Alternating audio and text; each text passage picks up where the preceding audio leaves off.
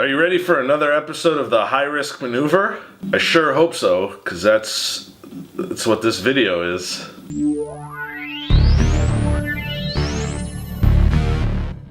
This tale takes us all the way back to 1994. It is the NWA Heavyweight Championship Tournament. Let's flash forward all the way to the funk.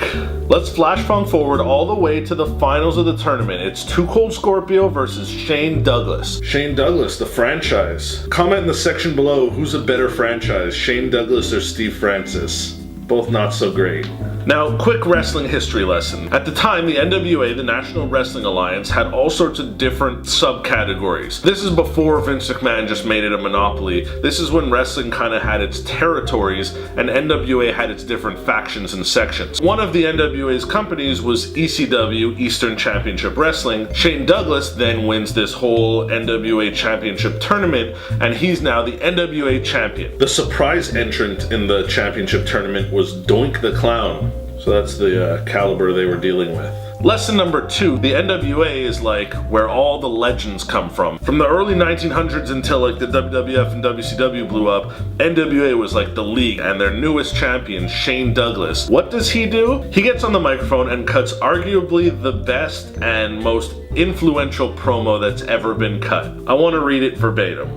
In the tradition of Lou Thez, in the tradition of Jack Briscoe of the Briscoe Brothers, of Dory Funk, of Terry Funk, the man who will never die, as the real Nature Boy Buddy Rogers, upstairs tonight, from the Harley Races to the Barry Windhams to the Ric Flairs, I accept this heavyweight title. Oh, he's not done. Wait a second. Of Kerry Von Erich, of the fat man himself, Dusty Rhodes. This is tonight, Dad. God, this is beautiful. And then he pauses for a moment and concludes with, and they could all kiss my ass. He explains that he doesn't want to be the next in line of this old, decrepit, dying thing. He's the guy who ignites a new flame and starts something fresh and new, and he declares himself the franchise, the heavyweight champion of the ECW. Pretty bold statement by Shane Douglas. It's kind of like Jalen Rose bad-mouthing all the members of the original Dream Team. And then he throws down the NWA title, and he announces that Eastern Championship Wrestling is breaking off, they're doing their own thing, and from now on,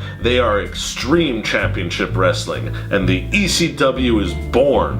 Whew, cool. Now this came off like a spit in the face to the entire wrestling industry, like he straight up shat on its entire legacy. The NWA announces that they are stripping Shane Douglas of the NWA title and the Eastern Championship Wrestling title, and the ECW responds by saying, that's fine, we are now Extreme Championship Wrestling, our champion is Shane Douglas, that's who we recognize as our champion, and any wrestlers out there who want to come wrestle for us, you're more than welcome. It was kind of like a Suge Knight at the BET Awards moment. Like ECW was death row for a split second, because in wrestling there was a way things were done, and that's how they'd always been and will always be. And then here comes ECW breaking all the rules. Like, I don't have the best memory, and sometimes I get upset with myself that I can't remember important things, but I know so much about like Tommy Dreamer.